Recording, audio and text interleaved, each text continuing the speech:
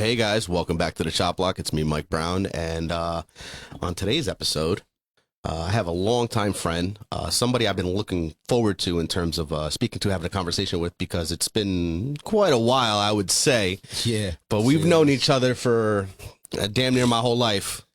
Longtime school friend, longtime friend from the neighborhood. Sir, would you like to introduce yourself? Yes.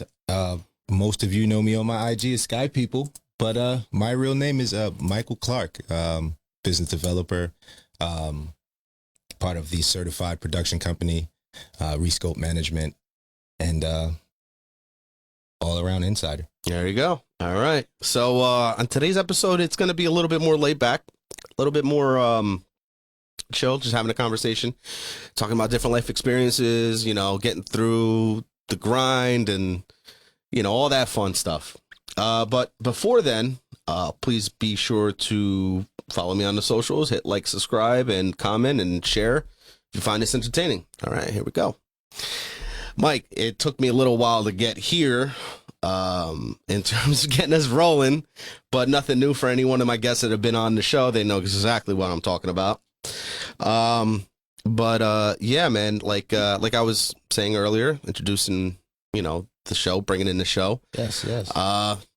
Me and Mike have known each other for, since like grade school, right? Yeah, man. It's one of the few people that know me, that know that I'm doing this, that have known me for a long time and know how I progressed over the years. Yeah. We've known each other before facial hair. Ain't that the truth, man? Ain't that the truth? Nah, I mean, and it was funny. We're having a conversation, before, and I was like, yeah, like you always lived in Elizabeth, and he surprised me, like, nah, he lived in Jersey City, and I was like, oh shit. Yeah. I'm originally from Jersey City. I grew up most of my life, well, half of my life, I should say, in Jersey City, and that's where I played sports and everything else, and then I moved to Elizabeth, I was like 12, 13. Right. And, it was definitely a different experience. Right. I was coming from a lot more faster environment. And then, living where we lived at, it was a lot more slower. Yeah. And, Elizabeth, as you know, we had one high school. So everybody. It was one high school, but it was multiple buildings. And everybody knew everybody. Right. Because we didn't see each other for 2 years, because I was in one building, you were in the other. And then the last 2 years, Exactly. we linked up. I see on Facebook, I see people that I know that I don't know. And we have 86 friends in common. Yeah, it's wild, isn't it? One high school. So right. we everyone knew everyone, which was a gift and a curse. Graduating class of 1500. I tell people that all the time. They're like, get the hell out of here. I'm like, nah, man. That's what it was. But it dwindled down to 1100 by the end of the year, because everybody's going to summer school. Yeah. I was one of those people, unfortunately. Yeah, it definitely dwindled down. It was a long process sitting out on that field in a black cap and gown. Yeah, I wish I could have done it, but you didn't miss anything. It's funny though, because it's like in Elizabeth they would make the girls wear white. Yep. And the boys wear black. Yep. And I was always wondering, I'm like, why is that? I never figured that out. But anyway. Yeah, I think our valedictorian wore red. Yes. I got to play tennis with the valedictorian.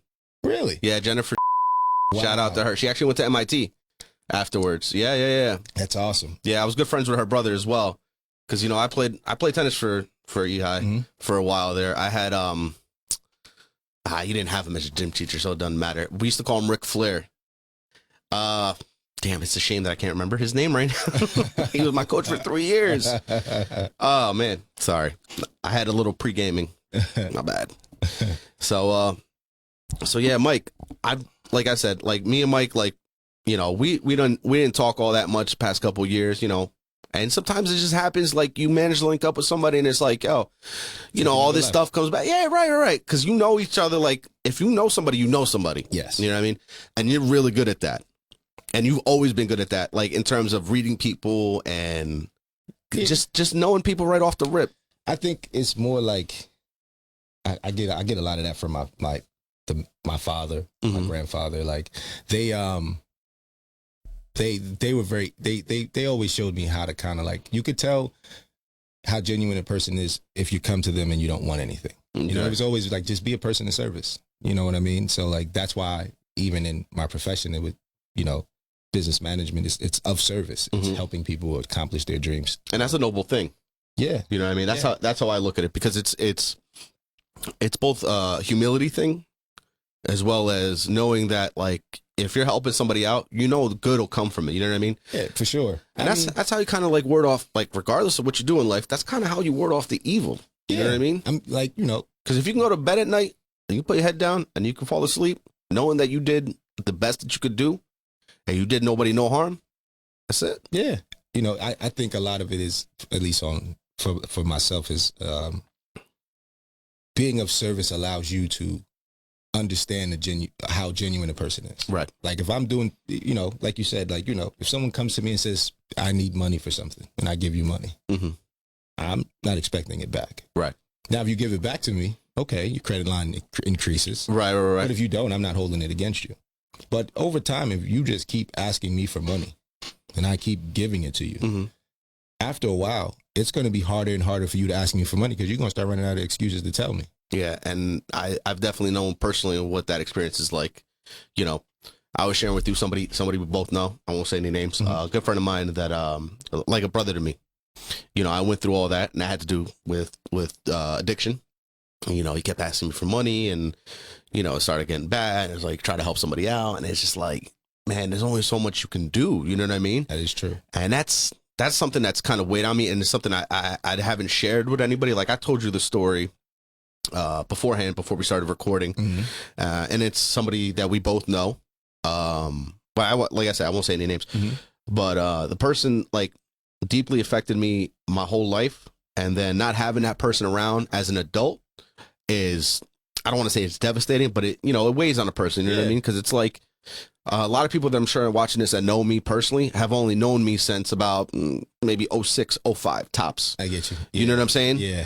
So it's like a different thing. Like they didn't know me beforehand. Like, like I was telling Mike, like, yo, I go by Mike Brown, and they were like, what? And like, where did that come from? Like I had to explain the whole story. Yeah. And it was like, yo, just go by your real name. And like, by the way, Mike Brown is not my real name. For those that know me real well, know that. For those that don't, well, it was, long story short, it was given to me. I embrace it, I accept it, and now it's, I guess my stage name, my alias. It sounds good. It fits you. It does. It fits you. It's very nondescript. Yes, I tell you. By the way, that's the reason behind the brown curtains, y'all. Nice. That's definitely cool. I definitely leaned into it a little hard, so yeah. Yeah, but I mean, it fits you. It definitely fits you. The whole podcast. Just listening to you guys, like, and listening to you, was, it's very organic. I like what you're doing. I like where it's going. I appreciate that. I really do. And it's cool because it's like I know you. Right. So, it's like I get to hear your opinions on different things, and I'm like, yeah, I can see how he's always kind of been like that. Yeah. He's always leaned that way. So it's pretty cool. Like I definitely enjoy it, and it's fun to see people that we know, chase their dreams. Like, even Andrew, right? Drewski. Yeah. Oh, yeah. Shout out to him. Shout out to Drewski. By the way, me and Mike both know famous DJ Drewski from Hot 97. Yeah. Shout out to him. And doing big things. By the way, congratulations on being a father. Yes. Congratulations. And he's every time I see him, I smile. Every time I see him on TV, I'm like ear to ear, because I remember it when it was just a dream. Yeah. You know what I mean? Yeah. And it's to see it manifest is awesome. And every time I've seen him in different settings and different places, he's always been like, hey, whatever you want, whatever you need, awesome. It's funny because like I ran into him like obviously after school and all that, and I caught him at I want to see it might have been Dolce. It might have been Dolce, and I caught him. I'm like, yo, is that Andrew? I was like, I'm gonna go talk to him real quick. I was like, yo, what's good, man? He's like, oh, what's up? And it's funny because every time like I see him either on TV or his IG or hear him on the radio or whatever the case is, I'm like, that's that boy in middle school that had cornrows. Blonde hair, cornrows. Yeah. And never forget that. Yeah, and that's what makes it cool, Yeah, man, for sure. Seeing somebody like whether it's like you said, chasing a dream, trying to succeed, making something of themselves. Yeah, it's fun. And it's crazy because it's like I look at you, right? I've known you for a while. Like obviously, we know each other for a while, and like I didn't know what you were doing in life, and then I see you, and I'm watching your IG, and I'm like, yo, my man's succeeding. I don't know what he's doing, but he's succeeding. And I love to see that. You know what I mean? Yeah. Somebody you know. I post all the dull moments. That's why. All the dull moments. Yeah. I mean, you got to lay back. Like you got this whole vibe when you post. Like, I appreciate it. And that's why your name on IG fits. Yeah. Well, I got the name because I was talking to an older gentleman, and he he was just dropping some wisdom on me. He was a chess master, and how I met him was it was at a festival, and it was like, you got, can you beat me in 3 moves? And long story short, we pretty much had gotten into like a stalemate, and he was like, that never happened before. So it was like, well, technically I didn't lose. So what do we do? Like, so what are we doing? Where do we go from here? You know what I mean? But, yeah. I would just come back and get a lot of knowledge from him, and we would play chess, and he was the person that kind of gave me the name, where he was like, you have a way of looking at things from the top down, not from the inside out, not from the outside in, but from the top looking down, where you're very objective. You can understand other people's points and not get too emotionally involved, where some people, certain triggers, some people can't even hear you. Right. Where for me, I've never been like that. Like I have a friend that we both have who, I won't mention, but I can remember him telling me that his father was racist. And, we walked the same way, you know how it goes. Yeah, we walked the same way, but he had to always break left, I break right, whatever. And then one time I met his father, and I put my hand out to shake his hand. He wouldn't shake my hand. But then every time I saw him, I would try to shake his hand. Right. Long story short, eventually he asked me, like, what's your problem? Because I started working my way towards You the asked house. him. No, he asked me, what's my problem? Oh. Like, why do you not get the hint? Right. And it's like, I see. I was like, well, you can't possibly not like me. You've never met me. And he looked at me like, what? And we spoke, and he gave me his experience. And well, if I had that experience, growing up during the Newark riots and coming from a town that was predominantly white and moving to a town predominantly black, and then getting your ass whooped every day, not knowing why. And the only people that were saving you were the kids that were racist. Right. Yeah. I mean, so perspective, right? So I gave him grace. Oh, I see. You know what I mean? It was like, okay, I can't be mad at you.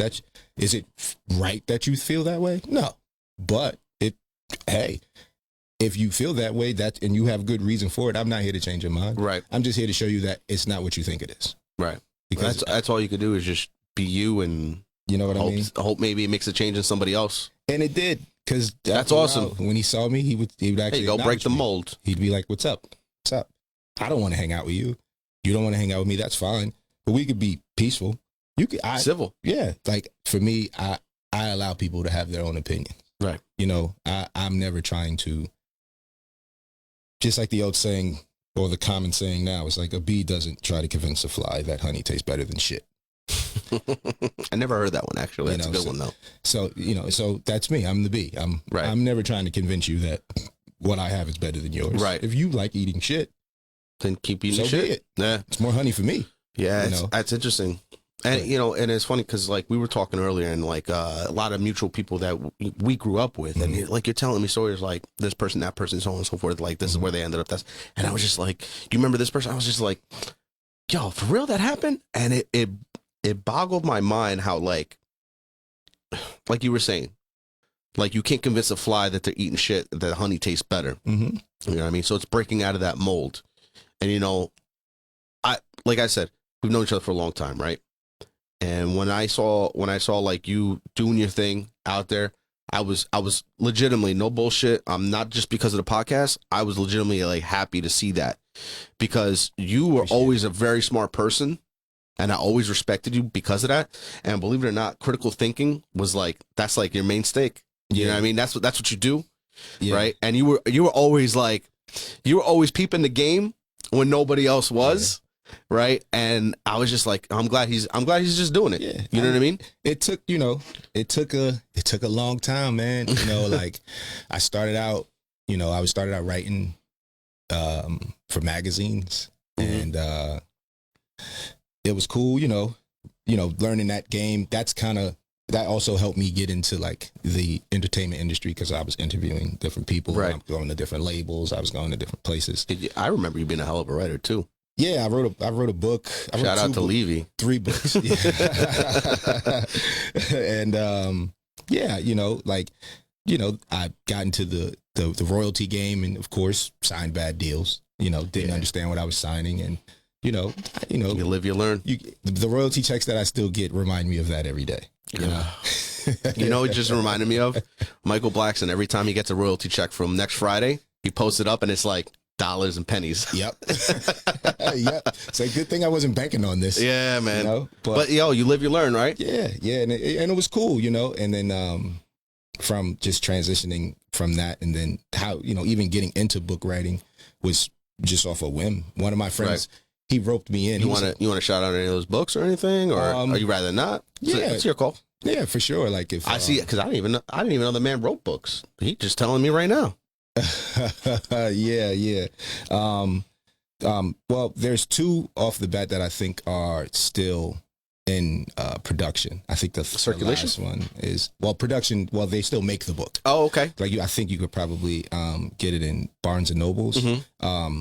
And then the first one is well, you always got the internet to find anything. Yeah. Right? So the first one is Julian Lucifer's A Story About Love. Mm-hmm. And the last one that we wrote was Before the World Ends. Okay. The Julian Lucifer title is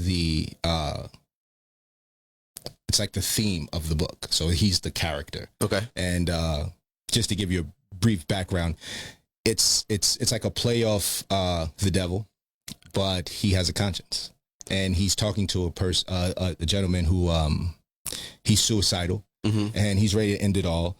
And he comes to him, and he pretty much feels for him. Like he knows he's ready to do it, and he's watching him, and he comes to him in his last moments, and he kind of talks about it. And through the journey, through the book, and through the poems, and through things, you get to hear the desperation from the gentleman, and then you get to hear the devil actually have a little bit of a conscience, because he's an angel. That's originally. Deep. Yes, he was fallen angel. Yeah. Yes. So that's deep. Yeah. So by the way, folks, if I find the books online, I will link them below. Yes. Check it out. Yes. Check it out. But yeah, so writing was cool, and after signing bad deals, I realized I actually was trying to get other people in. I was like, hey, Mm-hmm. This person's great, that person's great. I'd love for them to collab, and then you get to the business of it, and they're like, yeah, you want to take that out of your split? Because we're not giving them anything. And it's like, what? And they're like, yeah, we don't know what they're capable of. This could be a dud. This could be anything, So once I understood I didn't have control of the room, and, I said, I want to figure out a different way to kind of gain a little bit more leverage. So I started getting into more of business, understanding business structure, business management, business development, on a very vague scale at first. And ultimately what happened is as it developed, and just getting into music and studios and owning studios, and, selling studio time and understanding production deals and all these different things. What was going into that world? What was that like for you? Fun. Yeah? Yeah, because it was, was it like, damn, I never expected it to be like this? Or was it like, again, because I look at everything from the top down, I knew that Superman had a stunt double. You know what I mean? So it was. You see the man behind the curtain. Yeah, and by the way, there's nobody behind that curtain, Yeah, and even though those bodies I showed Mike, all the guests. Yeah, I'm not adding him to the collection. He's too important. If you don't hear from me in a week, come back and find me. I don't know what you're talking about. but yeah, man, it was just I would go places and I'd just be a fly on the wall. Right. And I'd talk to the creative director and the director of photography, or the assistant or the intern. I talked to the people. I always knew that the power wasn't in the big wig, because, the chances of you getting to that guy is slim to none. Yeah. But it's the boots on the ground. It's the intern that he listens to. Right. It's the assistant that does his schedule, that can get you on his schedule. Mm-hmm. You know what I mean? These are the people, for all of you listening, that you want to know. Right. Because these are the people who can get you in those rooms. And they are not that they're easily impressed, but they're just like you. So, gifts go a long way. Mm-hmm. You know what I mean? Just a favor or something. Just acknowledging them. Like what I would do is like, I'd have my list, and Valentine's Day, Christmas, every major holiday, I would make sure I sent a card. Or some people I would visit. Like some people that I'm like, I need to get in. Mm-hmm. I'd go visit and just say hi, talk to them for a while. You need anything? Go get you some coffee or anything. Right. No, I'll go get you some coffee. Being hospitable. You know what? Being Yes. of service. Yes. So after a while, then when they would see me again in certain rooms, and I'm a fly on the wall, then they're like, hey, now everybody's like, who the hell are you? Because she's with, and she came over. Yeah. Who are you? You know what I mean? So it definitely helped. Right. You know, just help me It's fun. get into different rooms. It's funny you're explaining this because my last guest, I know you didn't watch the previous podcast, but Yeah, I if didn't you see get, it live. if you got a chance, go ahead and check it out. Shout out to Checo, by the way. He mentioned something extremely similar, how it's always the people that do the actual work, not the face you see, is what matters more importantly, especially because, Yes. you know, he was explaining about the entertainment industry, how it's the managers you want to talk to, how it's the guys that have the pull with the manager, just like you were explaining. And it's like, it's fascinating to see that, especially not being at all anyway associated with that world. Well, you are now. Well, I guess so. Some media is some media. It's all the same. Hey, listen, Yeah. once you're in the pros, you're in the pros. It doesn't, you know. Not quite there yet. Well, Maybe someday. We'll see. This is what I tell everyone. Once you make it public, Mhm. you're in the pros. Because that's what the pros do. What's the Yeah. difference between you and a pro? Yeah, I'm gonna tell you something right now. It was very difficult for me, and you've known me. Mm-hmm. Okay, it was very difficult for me to be like, you know what, fuck it. I'm gonna put my face, my voice out there. I'm gonna say what I want to say. I'm gonna do what I want to do, and I'm just gonna roll with it. Yeah. You know what I mean? And just whatever comes out of it, comes out of it. But at the same time, too, I was always like, I like my, not saying by any means like anything's gonna come of this, but I enjoyed my privacy. You know what I mean? And it's almost like, if you do this thing one way or another, it may not work, but nonetheless, my face is going to be plastered everywhere. My voice is going to be plastered everywhere. You know, maybe I take it down in future, maybe I don't, whatever the case is. But you have to almost give yourself to that. Yeah. You know what I mean? And that's a big jump, man. Yeah. And I almost did it blindfold, to be honest with you. I was just like, fuck it. One of the worst things you'll ever see is a famous person that's now broke. Like when you see a famous person on the train, Mm-hmm. what are you doing on the train? Right. As if they're not regular people. Like, not saying that you think that, but you watch people react to them that way, and you're like, man, that must suck. Well, there's that famous photo of Keanu Reeves on the subway, and it was like, oh, he's just a regular man, just like anybody else. Dude. You know what I mean? Yeah. Well, he's an exceptional character, but Yeah. And, you know, some people build their brands that way. You know, like this one girl that I have, Touche.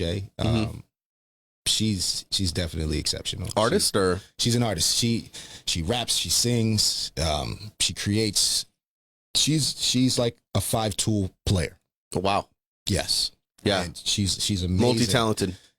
Oh my God, she's amazing. And she has her single coming out 2/20/2022, so February 20th. There you A go. couple of weeks from now. There you go, guys. Go check it out. It's going to be on, I guess, all the major platforms. Yes. Yes. It's going to be on all the major platforms. Tidal, Apple, Spotify, Apple. you Right. name it. Go, guys. Go check that out. So yeah, man. She is amazing. Shout out to Touche. Yes, sir. She is. She's definitely a one of one. Right. And I That matters, man. yeah, like, listen, I don't get too excited about a lot of things. Right. This I'm excited about. That says a lot. Me knowing you, that says a lot. She, I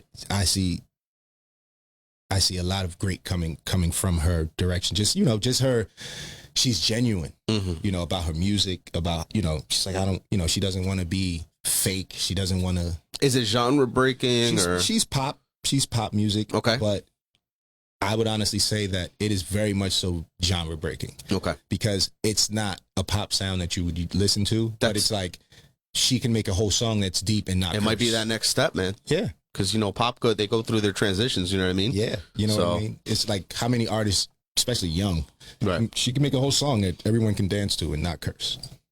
Yeah. You know what I mean? She doesn't have. It wasn't like when we were growing up. Yeah. Every other word. You Yep. know what I mean? Yeah. We won't even say them. Yeah, it Yeah. was like, it was crazy. But yeah, like, artists like her, another artist that one of my really good friends over at Certified, he works with, named Core. He's also awesome too. Mm-hmm. It's a whole lot, man. It's just, I got a lot of people that big old Johnny, Curtis Starr, Fizz Fu. Oh my God, this kid is amazing too, because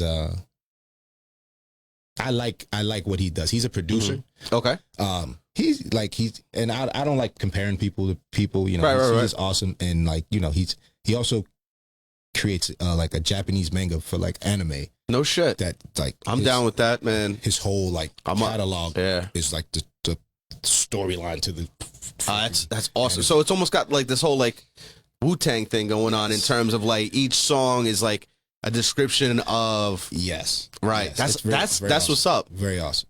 I'm sure he got some inspiration from you know, I'm pretty sure he's very eclectic. He pulls from a lot of different places, and you know, he's a very good, I would say, student of the game. Mm-hmm. You know, he likes to learn. He likes to sit and listen.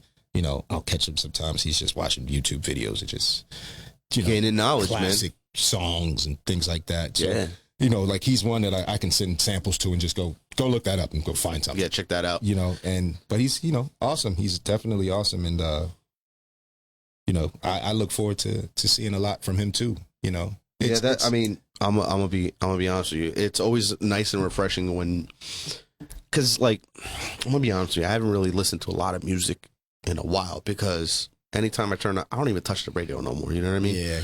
So I listen to a lot of talk radio. Well, I do podcasts.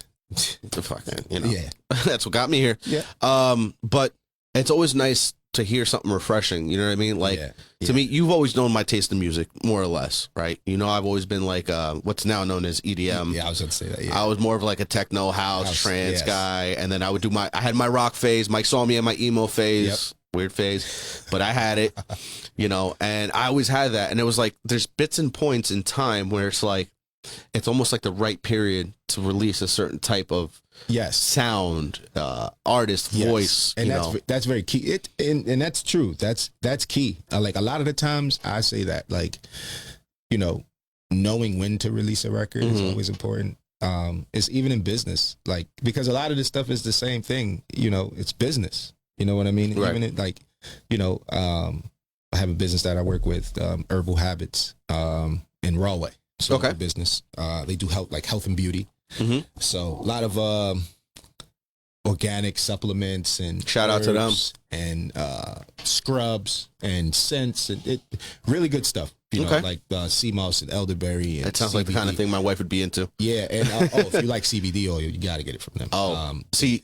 I've had my fair share of that. I definitely got to get into that again. Yeah. I did the vapes for a while and it worked like a charm. And then I was like, started coughing up too much because I don't do. You know, I smoke, so I don't do vapes because it doesn't hit me right. Yeah. So I was like, you know what? Let me try the gummies, and the gummies taste like crap. But I have not tried the oil.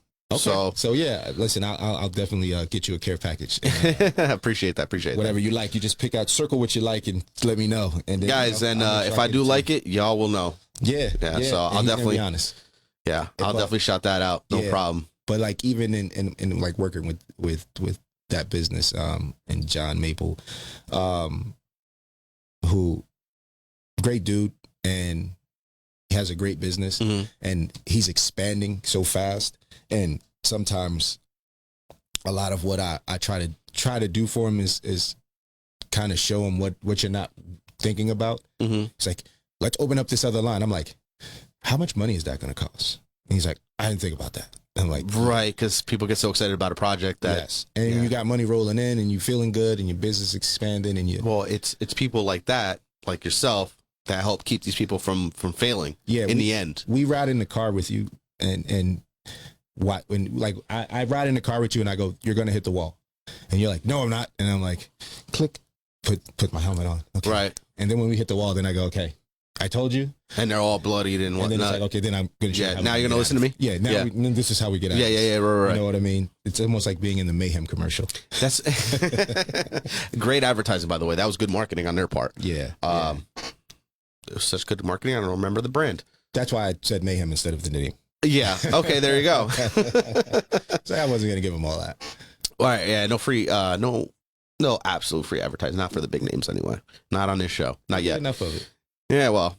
Yeah, that's true because it's something Mike before we started recording, like the drink. He's like, nope, can't be showing that, can't give away free advertising. No. And here I am thinking to myself, I'm like, damn, how many episodes did I already record on video that you see every single brand of drink that I've been drinking? You know what I mean? Like, yeah, no. I won't even say what they are because Yeah, now I'm yeah. conscious about the whole thing, and it's like, and it's funny because, not to go too much into it, but the first 2 episodes that I recorded were supposed to be video episodes. I had bought the wrong camera equipment. I ended up doing something like completely like it didn't work out. Long story short.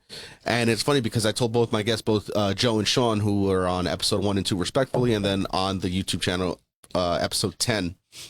And they had, you got to turn the can, you got to turn the bottle, whatever the case is, And they were like, oh, okay, because I'm recording. So I was conscious about it then. Yeah. But then when I started recording, I wasn't, Totally forgot. Yeah, anybody that was here on that episode for episode 10 that I first started, really recorded video and posted on YouTube, it was a shit show.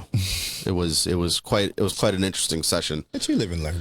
You know what I mean? Yeah, man. And that's what life's about, man. It's progression. It's you got to stumble, you got to fall, you got to get yourself back up, dust yourself off, keep it moving. Yeah, That's it. I mean, I know for myself, like, I'm never the person that's gonna like act like it was all figured out, Right. because it wasn't. Mhm. I failed forward. You know Right. what I mean? Like, there's nothing that I was like, and I'm do this, I'm do that, yeah.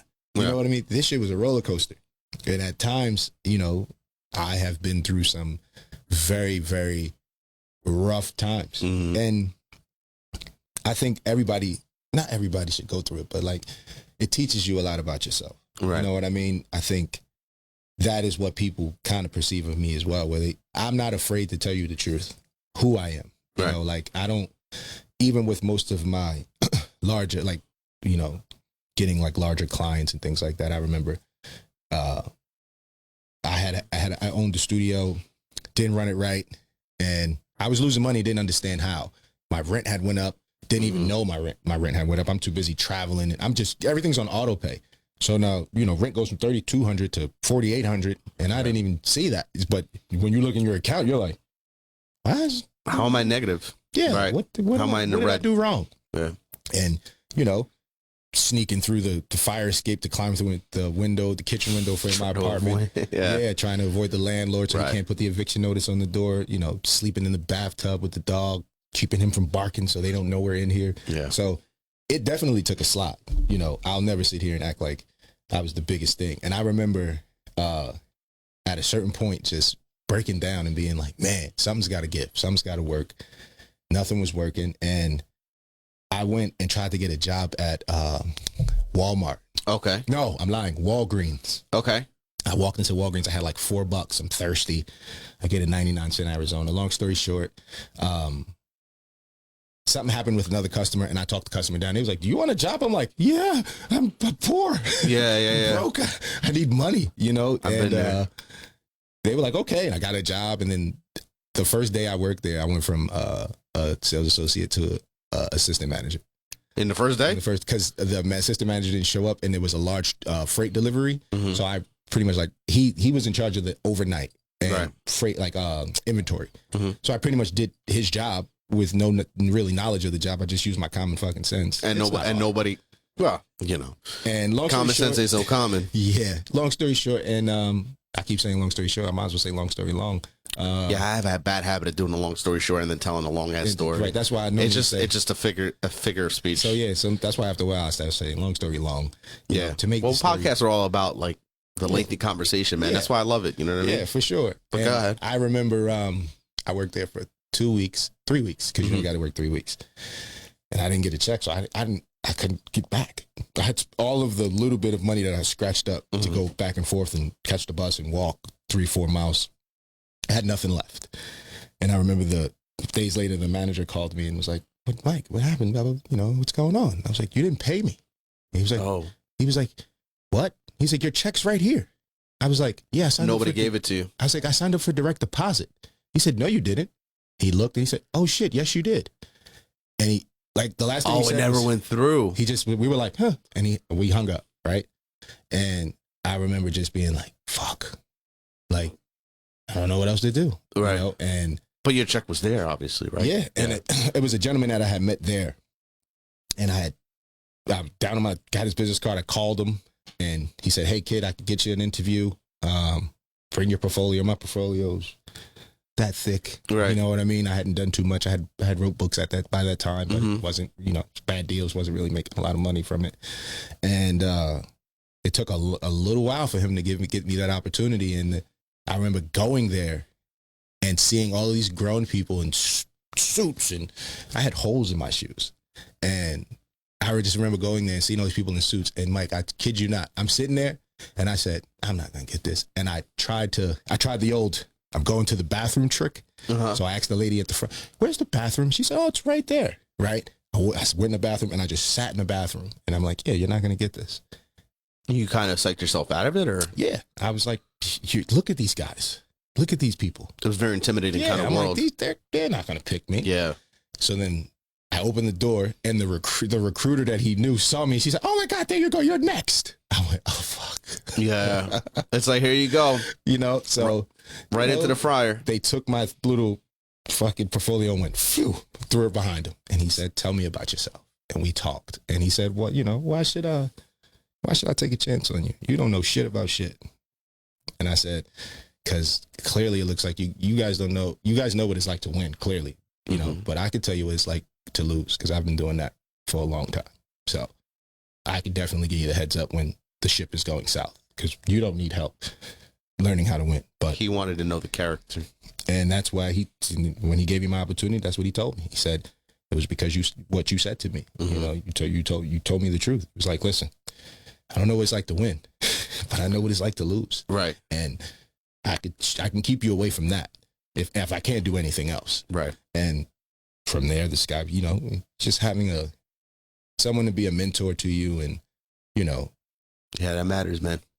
That definitely matters. He gave me a shot. You know what I mean? He gave me a shot. And well, that's the thing, man. Like, I've long known this, and this is like a very stereotypical thing, but honesty is the best policy, man.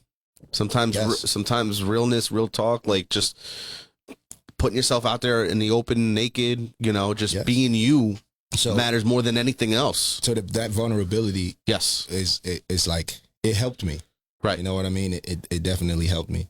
And you overcame that sense of like I let fear. go. Yeah, it was almost like it was like my like it was like almost like having are you spiritual? I am spiritual, but not necessarily any religious type. I'm not religious. I grew up Catholic. So I believe that you can manifest the life that you want, because I manifested the life that I wanted. I do believe in manifestation. Right. Didn't happen overnight. It's not one. Right. I don't believe in this manifestation. It's going to happen. It's going to happen. It's going to happen. That's not what I believe. Or writing it down 50,000 times or whatever the case is. I don't believe that. What I believe that was enough punishment in school. Yeah. What I believe is that when your mind's eye sees it, when that voice, and everyone knows that voice that I'm talking about, that voice inside of you that is the loudest thing in the room, and it doesn't even have a vocal, it doesn't have lips, doesn't have anything. But when that voice in here starts talking, you can't cut that off. No. I know exactly what you're talking about. And it's crazy because it's like, it's something, I mean, I didn't really know. Yeah. And it's wild. Like, I definitely hear where you're coming from. Anybody who's ever meditated or has tried to meditate or who meditates, they will tell you, I got to get back into that. You know that voice. And what manifestation is for me is aligning with that voice. You are in sync with that, and you want the same things. You're not in friction.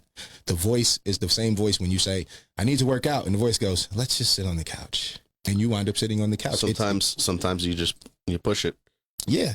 And it's the most controlling thing that you have. It's not even your own conscience. When that thing says, you go, "I want to work out," and then the voice goes, "No, you don't." Right. You go sit down. And then when the next day you go, "Oh, what happened? I thought you." So which voice do you listen to when you want to work out? I mean, do you push yourself? Do you be like, "I ain't no bitch, let's go"? What happens is, like, you have to for me, it's getting in line with yourself, with that voice. For like with finding myself, yourself. I talk to myself all the time, because I know that this is the only thing. Only two people do that, right?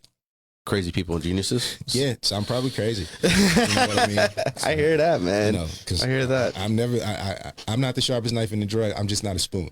You know what I mean? But yeah, man, I definitely believe in like manifestation. And No, and you know, it's funny because it's something that I'll put it to you like this. I wasn't too sure about the manifestation because I always looked at it, or rather I always perceived it prior to about maybe 2 years ago or even a year ago, that it was very hokey, very woo-woo type of thing. You know what I mean? Yeah. Like, oh, you doing like yogi type thing, like, you know, all that stuff. And I'm just like, yo, I ain't with that. You know what I mean? No, but that. and it wasn't even necessarily about being with it or not with it, but I had a conversation with my buddy Sean, Mm-hmm. and on the episode that we did was about simulation theory, Mm-hmm. right? Which, not to get too deep into that, but it's almost like, and I believe it was that episode I spoke about manifestation, and it's almost like you have to not convince yourself, but like you said, talk to the inner person or that inner voice that doesn't have any vocals, but you know it's saying something to you. The loudest thing you hear. And just have that conversation. Now, if it starts responding and you start hearing that voice, then go see a psychiatrist. But until then, you know, that's like your best form of critic. Yes, that because it's gonna respond. Trust me. Oh, It's it gonna will. respond. It will. And I get like, even for myself, like when I say of manifestation, right? I always knew, and I could see myself somewhere. You know, I see what you're saying. Like, Yeah, I get it. I can see it. No one else can see it. I'm not telling anybody else. Right. That's why I think even growing up, I was no one knew that. Like you said, I didn't even know you wrote books, right? Because I knew I could do that. Mhm. It had nothing to do with anybody else. I didn't have to tell anybody else. You know what I mean? And especially the way we grew up, we didn't have social media, so there was nobody to tell, really. Thank God for that. Yeah. So for me, it was like the manifestation was seeing it, dreaming it every day, walking in the path. Like before I got myself into this path, I would put on suits. I would go down to Wall Street and I'd have lunch every day. Just to try to feel what it's like to be that way, to work to with experience these people, to talk to these people, Mm-hmm. to experience it. Where I wanted to live, I would go into those neighborhoods Mm-hmm. and I would go food shopping. I couldn't buy shit, but maybe a loaf of bread and an apple. Right. But I would get my loaf of bread and apple from there. But you would experience the ambiance, the environment. This is what I want. So through vibrating that Mhm. all the time and having that vibration, then all of a sudden I look up and you're there. You're Are like, you familiar "Holy with shit." low and high frequency beings? Yes. Okay. Yes. So like there's that as well. yes, for sure. And Right. I guess for me, it's like when you talk about frequencies of people, like not just people, but Well, you everything. mentioned vibrations. Yes. So when I mean by vibration, I think like, there's that invisible thing between people. Some people say it's aura. Some people say it's so for me, vibrations. I make some everything, some just read it before you even know it. and that's true. But I talk about everything in a tangible form. Okay. Because I hate those guys. Oh, You the know, ones you that are can super do into it. and this, you just believe, and then it's like he's not telling you shit. You know, You're like, Yeah. if you don't know, you're like, what the fuck does that? Okay, I believe. Nothing happened. And it's like, yeah, Right. it doesn't. You it's got to do it. and it's not just that. You got to feel it. Mm. You get what I mean? You Mhm. ever have a good feeling? Like Mhm. you have a day where something went really well for you? Like, yes. Yeah.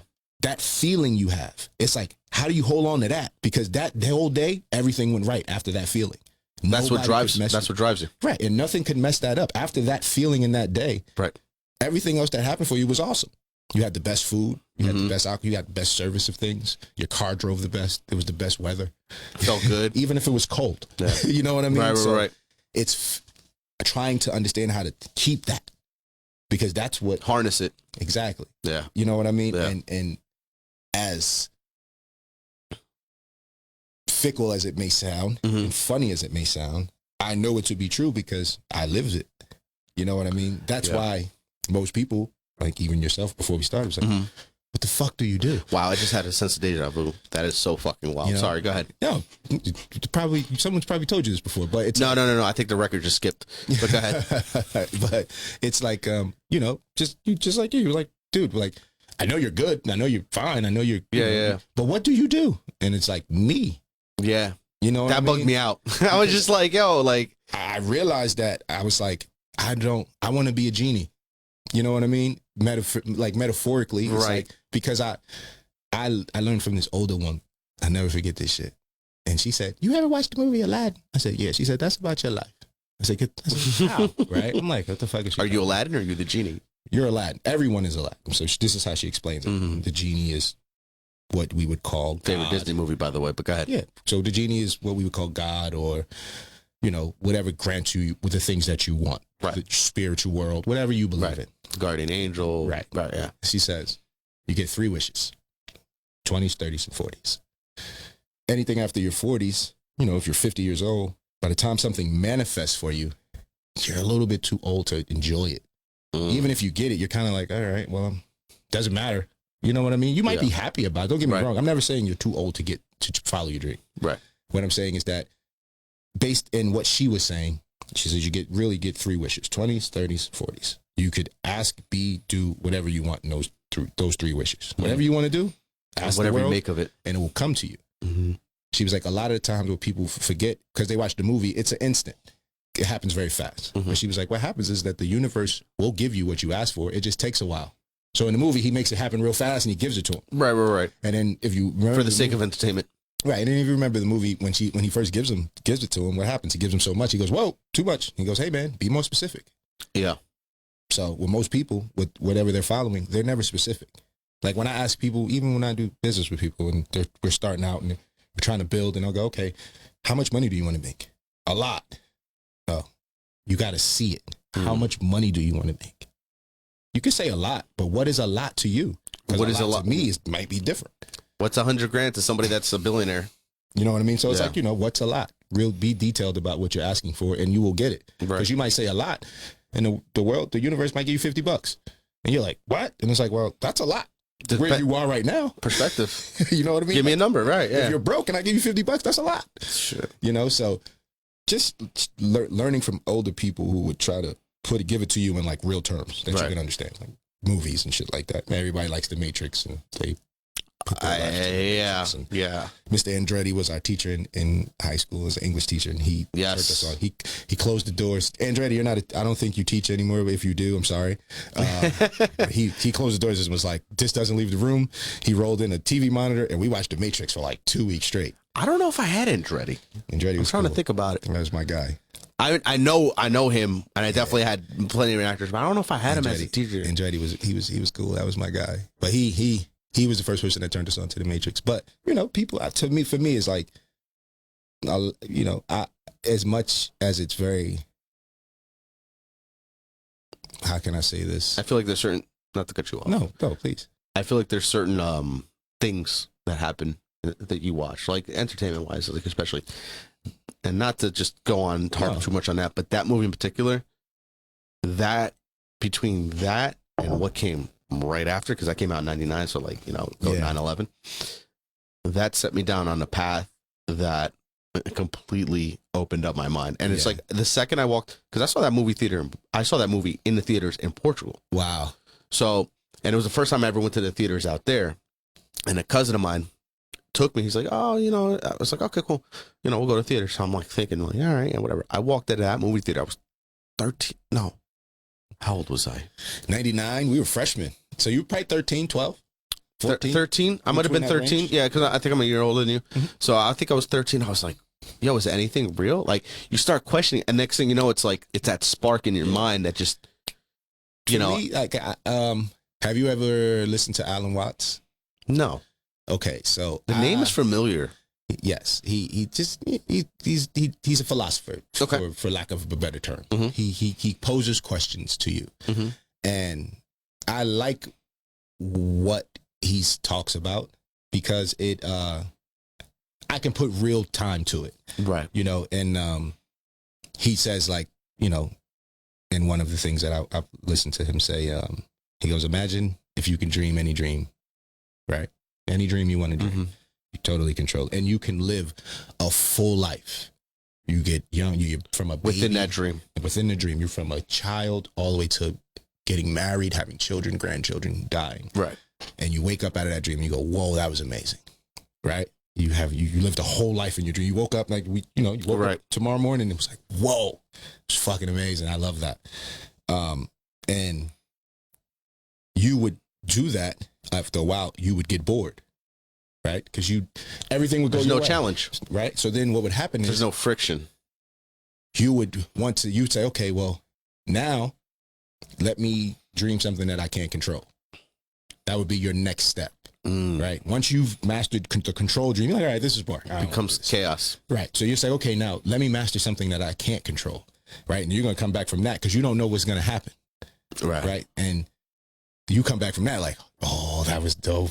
That was pretty cool. That was kind of dangerous. I almost died. Let's turn it up a notch. Yeah, that was amazing. Yeah. And pretty much what he said was you would get more and more adventurous, and you would take further and further out chances to eventually you would end up where you are right now. Mm-hmm. How do you know that you're not in that dream that's uncontrolled? Wow. Right. That's some shit. Yes. So, bro. Wow. So, mind blown. Mine is.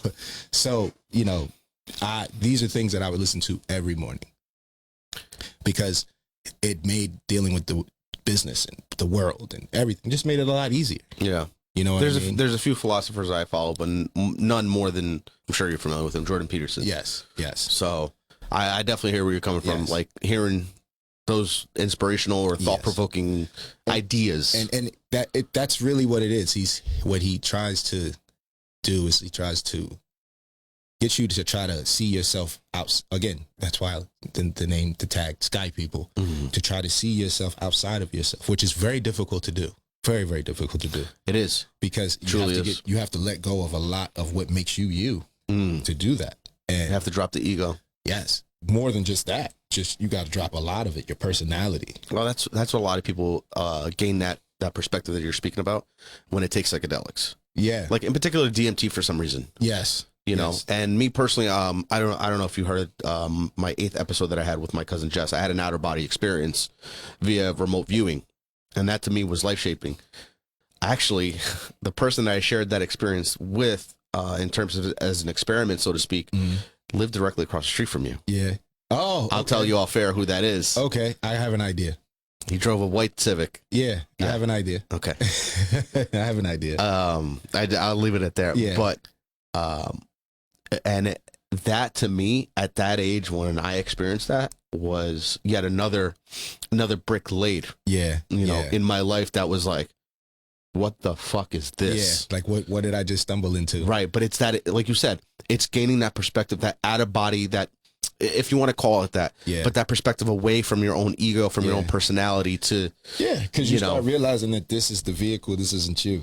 This is just how we communicate. Your soul is everything. This is my car.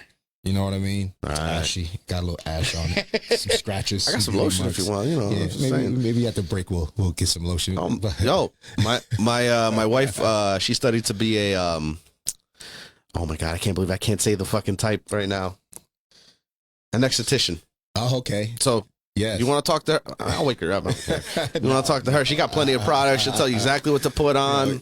I have tons of product from all the fucking businesses. It's a shame that I'm actually they'd be mad at me like this is a perfect time for you to plug me. And the magic of editing, you look fine. Yeah. But yeah, man, I figured out a lot about manifestation. For me wasn't always just, like I said, just spiritual and just, you know, a lot of it, like I said, it's reality. I made it tangible. You know, like one of the things I always say is like my shit always works sometime. You know what I mean? That's an interesting way to say things. It's a blind confidence. You know what I mean? It's not cockiness. No. Not to get it twisted. Exactly, because I have to go into everything like it's going to work and it's going to be the next biggest thing for it to ever be the next biggest thing. Is it one of those fake it till you make it? No. No. Now, I don't blame people for faking it till they make it, but eventually you got to make it. You can't just keep faking it. Right. For me, it's not a fake it till you make it. It's more just having a confidence. You know who you are. I don't have to lie about who I am. Right. But when I'm telling you I'm excited about Touche, I genuinely am excited because I think she's going to be something amazing. Yeah, I got to check her out.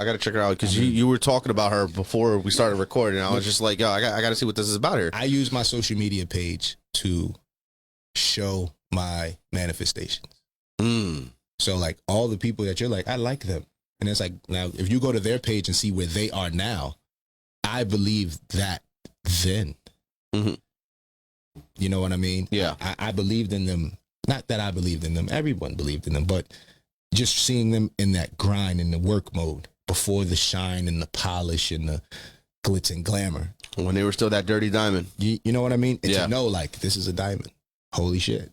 But everybody walked past it. Right. And a large part of myself is I never want to take advantage of anything. Mm-hmm. So, you know, one thing that has always been a mantra of mine, not just a mantra, but just if I see something, just because something is beautiful doesn't mean it's for me.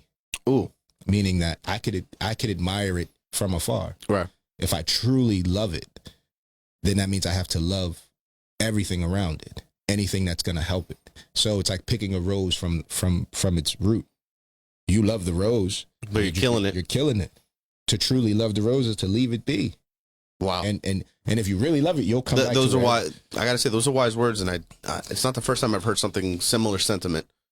But yeah, man, that's true. It's just of service. You know what I mean? It's I think a large part of sometimes people's letdown is that they're expecting something back. And I think what's helped me a lot of my life is that I never expect anything back from anyone because I have my own genie and I'm still in my second wish. And you're looking to make your third.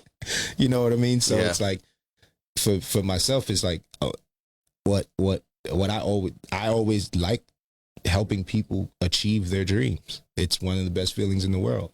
You know what I mean? To watch someone think of something, help them manifest it, and then watch it become something where other people can manifest their dreams from You it. water the rose. Yes. Yeah. I'm the gardener.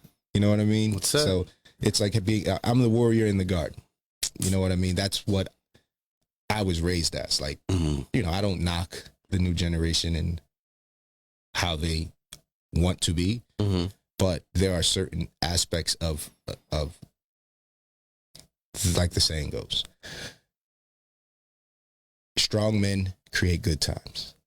Good times create weak men who create bad times. Yep. And the cycle continues. We're in a good time. Are you familiar with the fourth turning concept? The Neil House show? Okay. Yeah. So We're in a good time. So no, my friend. We're in winter. why I say we're in a good time is because our problems are not real problems. They're first world problems. True. None of them are real. If you really think none of it is really a problem. It's a problem because we're making it a problem. Right. But when it comes to basic survival, then it's not a problem. Not yet. You know what I mean? Listen, I don't want to sound pessimistic about it, but usually when I get these feelings, they tend to hit, and I really, really hope I'm wrong about this one. But I think we're experiencing the slow, and we'll get into that. But I feel like that there's something on the horizon here, and we started seeing it the last 2 years, and people have had a taste of it, and it's not pleasant, and a lot of people are starting to think differently, if you will. Yeah. Okay. And yeah, man, I think we're in that winter period because, like, if you're familiar with the fourth turning, not that I take it as gospel per se. No, I get what you're saying, but these men have been correct to a certain degree. So what's to say that there isn't any credence to what? No, I totally. And for those wondering what we're talking about, I'll go in a little deeper detail in a little bit. But no, I totally agree. When I say a good time, is that good times create weak men. That's true. So that's why soft, right? Soft, weak men. Yes. So that's what I mean by we're in a good time. I see. The generation that's coming, they have no idea. Well, I think it's up to our generation to create. I don't really like.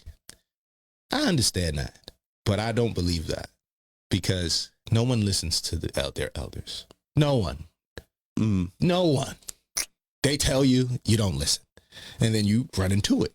So it's our job to be the net for me. Well, at least how I was raising them in that were around me and helped grow me was they gave me the raw truth and sugarcoat anything, and then they let you digest it. However whether you want to accept it, you don't want to accept it, but that this day is coming.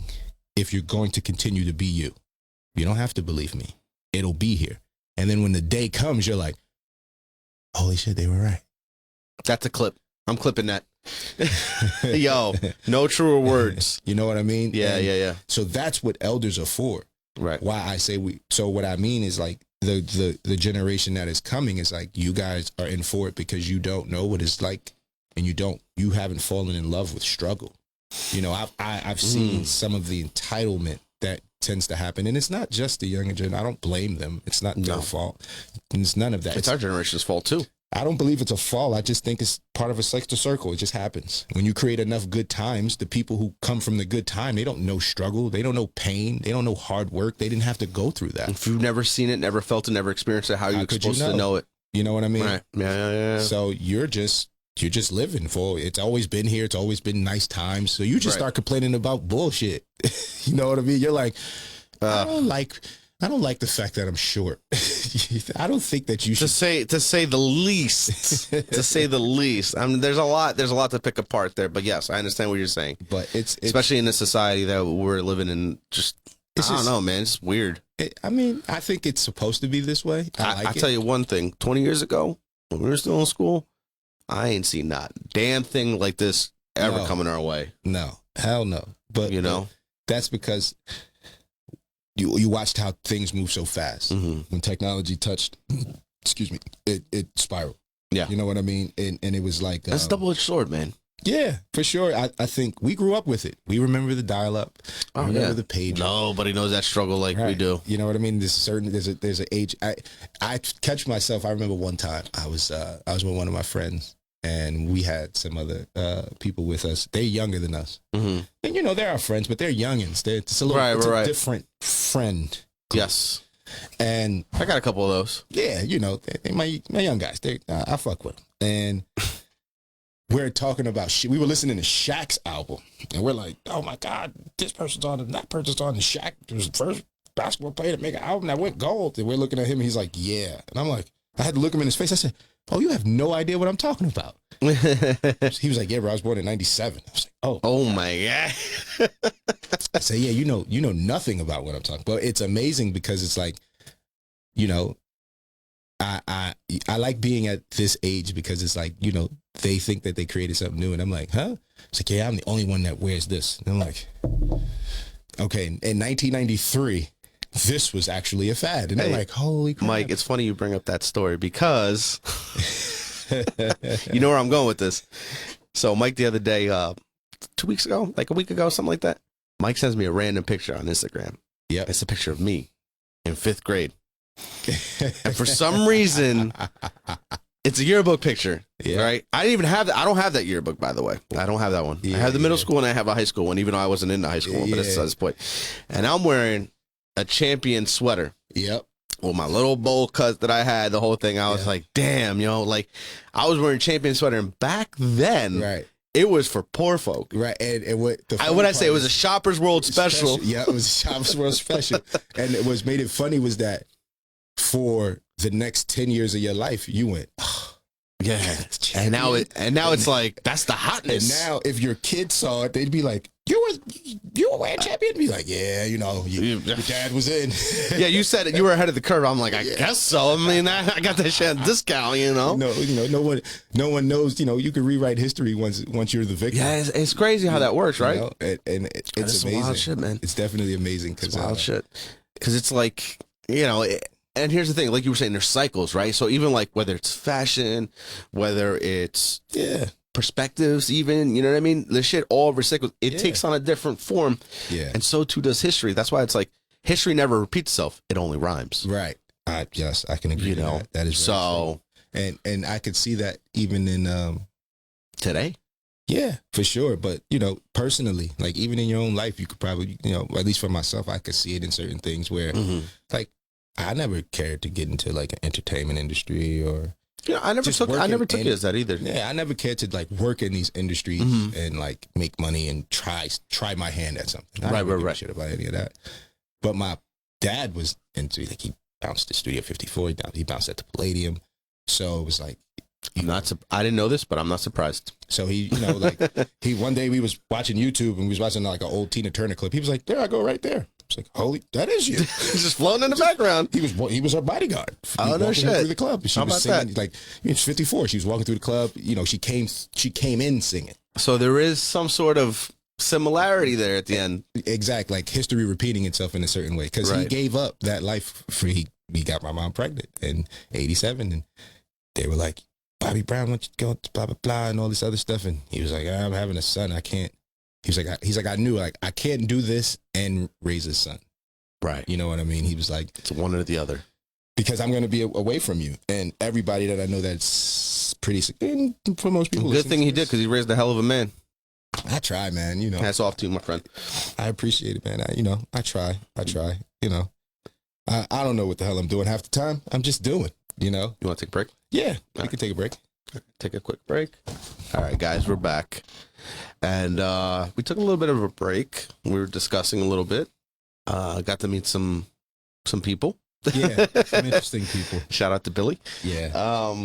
Maybe someday I'll have him on the podcast. I hope, you know. Yeah, Billy's a great guy. Yeah. He needs to come on the podcast. I wish I could take him with me anywhere I could in terms of moving out. You know what I mean? Yeah. But great guy. So me and Mike were talking, and geez, we were talking about a bunch of stuff. But like, we just got done talking about, before I hit record, about people and self-preservation and Yes. and like the greater meaning. So like a lot of you guys know, I like conspiracy theory.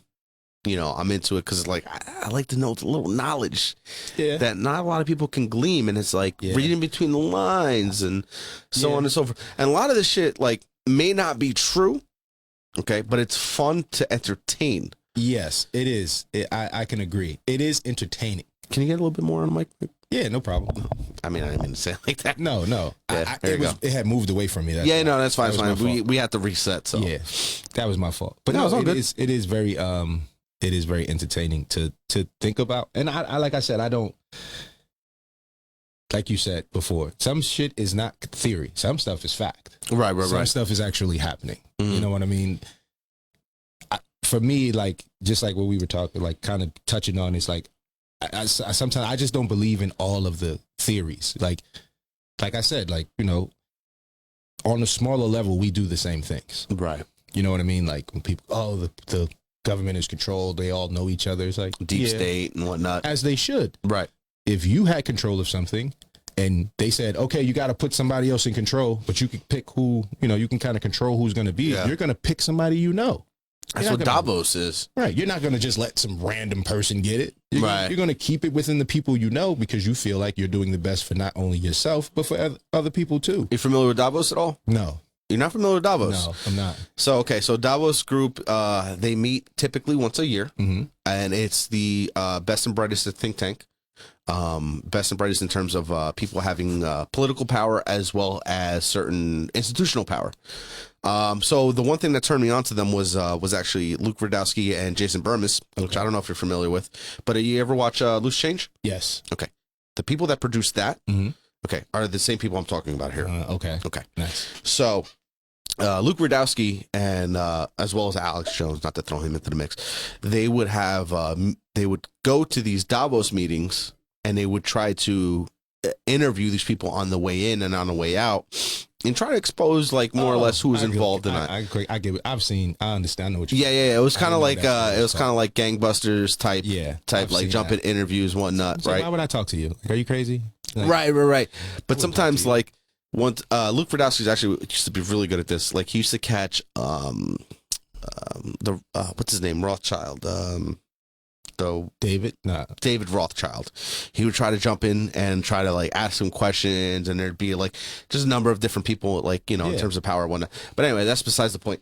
But what I'm trying to get at is an interesting story that kind of turned me on to it, and was that Barack Obama, right, before he announced his candidacy into president, he went, so there was a press corps following him, right? And this is a quick conspiracy theory that's been long proven. The press corps was following him on a separate jet, following that jet. However, he wasn't where they ended up landing. Where he was at Davos. He was later reported being at Davos, walking in and meeting with them. Nobody knows exactly what the meeting is going on, because they stopped letting press in back in the 70s, I believe it was, or whatever the case was. But the following day, he announced his candidacy to presidency. And then the rest is history. Yeah, I could see that. Like, so it's like kind of what you were saying. You know what I mean? Like there's a hierarchy in everything. Hierarchy, yes, that would be the best way to put it. Yep. It's a hierarchy in everything. I guess for me, I have gotten to the point, and I've experienced things where I guess I'm numb to it in a way, because it's like Yeah, this is once you. I think sometimes people have a difficulty accepting where they are in the pecking order. Like everybody wants to be a king, everybody wants to, but it's Right. like, okay, if we look at the definition of what that means, and then we, you could try to spin it anyway. It's like, yeah, my house is my castle, and it's like, not really. It's a house. It's nice, but it's not a castle. Right. We know where the castle is. We know what running a kingdom looks like. And your little home is a kingdom for you, and that's cool. But till you meet it's like Micro kingdom. Right. It's not like the macro. It's like they say, like a Chrysler look like a Bentley until a Bentley pull up. Then it looked like a Chrysler. True story, especially for those 2000 Chryslers. So I guess for myself, I have enough humility to know, like, yeah, I don't control as much of my life as I think I do. Right. So the objective is to get more control, of course. You know what I mean? But from who? From what? So you got to identify that. Well, the thing is at what cost too, right? Of course. Well, it depends on what it means to you. How much does it mean? Is it worth sacrifice and whatnot? Exactly. Yeah, right. I think the people who have that kind of freedom is because they're willing to die for it. You get what I mean? It's the same. Like, again, it's like a soldier going to war. Yeah, it's all the metaphorical things, like, that everyone talks about. Just like another one, just for example, is just about wanting to be successful. And I think I posted it on my IG page, and if you read it by the time you finish. By the way, guys, if it's all right with you, Mike's IG page is going to be listed below. Excuse me. So if you guys want to check them out, I don't know if your shit's private or not. No, my. If not, I'll just cut out this whole section right here. Nothing about me is private. All of my socials are public, and people go, "Why do you keep it?" It's called social media. It's meant to be social, right? If I don't like you, I just don't pay attention to. Well, that's like my podcast page is completely public. Yeah, my private page is my private page. But respectfully, I understand. Yeah, but if somebody goes and look at me and be like, host of the Chop Block, and then it'll link to that. So it's like, if you want to glean something, that's right there. Yeah. Because there's a lot of bots out there in the world, you know what I mean? And it's funny because, just real quick, anytime I post up a story or whatever, it's like, oh, new episode or whatever. Yeah. I always get consistent, they're bots because it's always a female that looks good. Yeah. Followed by numbers. And I'm like, come on, man. Block. And there's always people that follow back, and I'm like, how gullible are you? Yeah. But to tie into what we were just talking about, it's like you always have somebody that will drink the Kool-Aid. Yeah, you have to. That as a human race, even money, right? Money, that's why you hear everyone, you got the one side, money is fake and it's no value and it's this, and it's like, that's true. And then the other side's like, money has value. And it's like, that's true too, because we give it value. Well, that's all money is. Yeah. That's all, that's all currency is. Exactly. Yeah, money and currency are two different things. Yes. So you have, fiat currency, which is what we deal with currently, which is, that's a whole other thing in itself. But then you have currency, whereas you give it value. For example, a bunch of crypto. My God, there's thousands of crypto out there. And they're all worth something. Yeah. They're not worth nothing. Yeah, it depends on who agrees to play the game. If there's infrastructure behind it, then it's got more value. Yeah. If not, infrastructure is just more people agreeing to play the game. That's all it is. You know what I mean? Because it's the hands that hold up the house. Yeah. When it comes to, I don't know where I came up with that one, but when it comes to, I guess for me, I tend to, again, I try to look at things from the top down. So I try to be unbiased about what I see before I make an assessment of it. And that's incredibly difficult, I feel like, for any one individual. Yeah, for sure. But, I think it's for myself, it was very important because I can be objective about almost everything. I can understand them controlling the government. You know what I mean? But it's but what are you going to do about it? You know what I mean? Either you could leave, you could play the game. Right. You could try to say, fuck it, I'm going to overthrow them. You know what I mean? You got options. Right. Again, it's just what it means to you.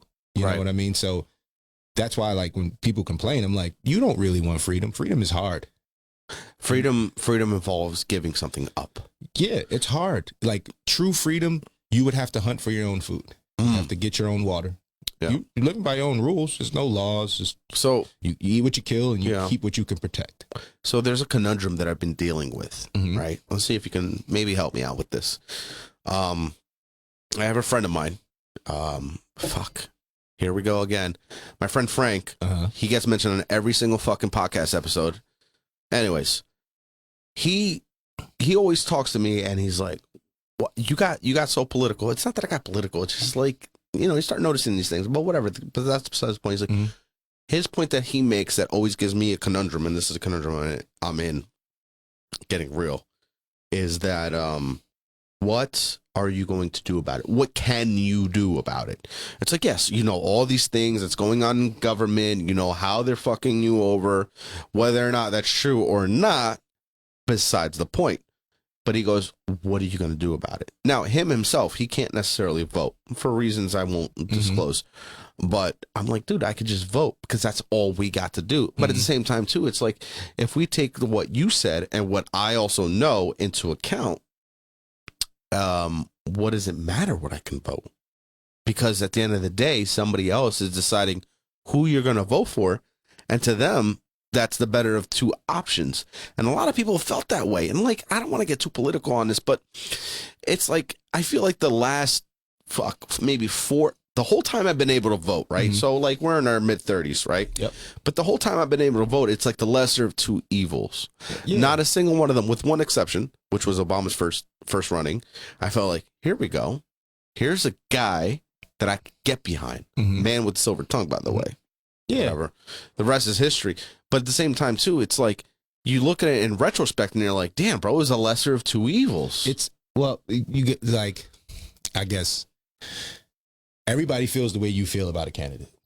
The way you felt about Obama, somebody felt about Bush, somebody felt about Reagan, Nixon, name Johnson, not Johnson, but he wasn't the greatest. But well, Johnson was kind of like, okay, here's your option. Your president died. Yeah, your president died. You're here, and everyone's like, wow. Oh yeah, the president that actually wanted to make a real change, and somehow he ended up assassinated. He died. I had to do a JFK special one day. Yeah, I got a lot on that. His story is very interesting, but I think for the most part, like, people don't really. I think the illusion of freedom is better than freedom for most people. The reason why I say that is because there are things that you can do. Right. You can, like, voting, if you believe in voting, vote. Right. But then I also believe that there are other steps that you should take. Right. After you do that. And it doesn't mean leaning on your politician. Like, I don't believe in, like, then holding them accountable and you gotta do this. It's like, they don't gotta do shit. But there's also personal responsibility involved, right? Yes. Because that's also a major factor too. That is true. That is very true.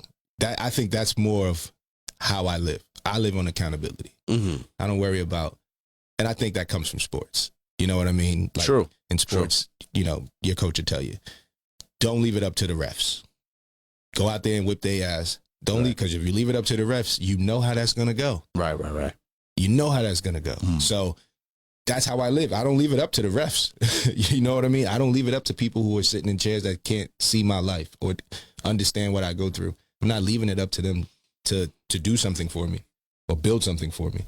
I'm going to do that for myself in whatever capacity, and however much time I have to do it. That's what I'm going to do. And whenever it's my ticket is called, I'll leave behind the instructions and hopefully somebody else picks it up. If not, oh well.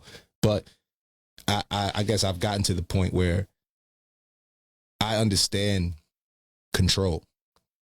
Most people don't want the freedom they ask for. They just want, it's like a teenager. Because freedom takes work. Yes, it's like a teenager, right? You're a teenager. Oh, I'm a teenager. Oh, I'm an adult. I'm 18. I'm an adult. It's like, I know what's best. You're not an adult. You have no idea. You still live under my roof. I feed you. You have no. I mean, listen, we all went through that, right? I mean, yeah, I didn't go through that though. No, because I knew, like, I didn't go through that. Like, when I was a teenager, I was cool. And whatever I wanted to do, I just went out and did. Like, my parents would tell you, like, I stopped going to funerals after a while because I was like, that's not the last version of you I want to see. I agree with that. I do agree with that. You know what I mean? And I did that 17, 18. Right. You know what I mean? Like, so it was, but I made the decision. So my parents were always like, it's nothing you can really tell him because he's going to live and die on that. He's not going to change that. I feel like the exposure to death, depending, like, not to just gravitate to that particularly, but I feel like the first exposure you have to death is definitely a factor in terms of how you perceived progression, Yeah, or your life and the meaning of that life that's very true. from going forward. Like, to me, I was I was 11 years old the first time I truly experienced death. Have you ever seen a dead body? Have I ever seen? Yes. Like, freshly dead. Like just a dead body? Like, you want to see a dead body? I could take you around the corner. Y'all want to see a dead body? Like I never forget that, going behind the church on Orient and seeing a dead. We was kids. Like, he was dead on. You know what I mean? That was the first time I seen a dead body. Like, that's some wild shit. You know what I mean? How old are you? I don't know, like 9. Okay.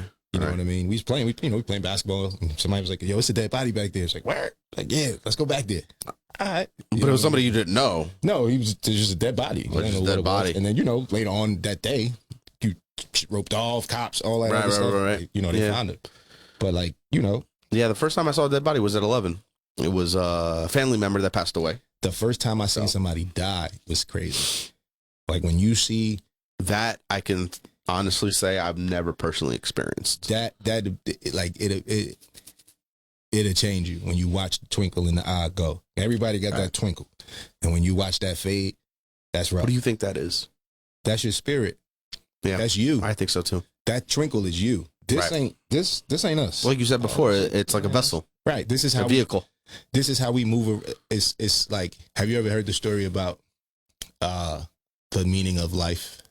No. So there's a story about the meaning of life where a gentleman dies, and after he dies, he's in this void, and he hears a voice. Mm-hmm. He's like, "What? What is it?" And that voice is, he's like, "Is it?" He says, "God." And he goes, "Yep, it's me." Right, and it's very light in heart, not comical, but just very light. And he says, he goes, "Did I die?" He goes, "Yep, you did." Mm-hmm. He said, "But don't worry about it. You didn't feel anything." He was like, "I know your kids. They'll be fine. They're gonna grow up A-okay." He was like, "Your wife, she's gonna be fine. She's gonna go on to find love again.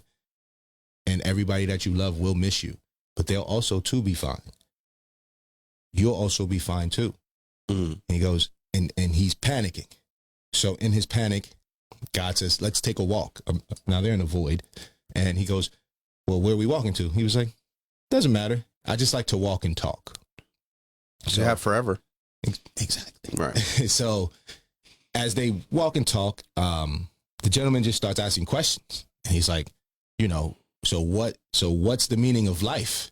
And God goes, "Really?